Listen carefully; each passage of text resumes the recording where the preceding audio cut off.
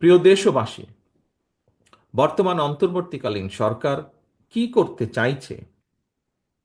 রাষ্ট্র মেরামতের জন্য অন্তর্বর্তীকালীন সরকারের আর কত মাস কিংবা কত সময়ে প্রয়োজন, সেটি জানার অধিকার জনগণের রয়েছে।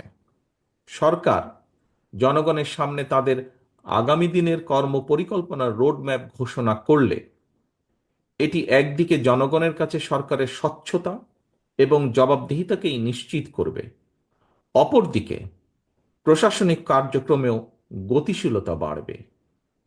তবে অন্তর্বর্তীকালীন সরকারের আগামী দিনের কর্মপরিকল্পনার রোডম্যাপ ঘোষণার কথা শুনলেই যদি উপদেষ্টাদের চেহারায় অস্বস্তির ছাপ ফুটে ওঠে, সেটি হবে অবশ্যই গণ আকাঙ্ক্ষা বিরোধী। সরকার তাদের সকল কার্যক্রমের মাধ্যমে জনগণের কাছে যত বেশি স্বচ্ছ থাকবে, জনগণও সরকারের প্রতি তত বেশি সমর্থনের হাত প্রসারিত রাখবে।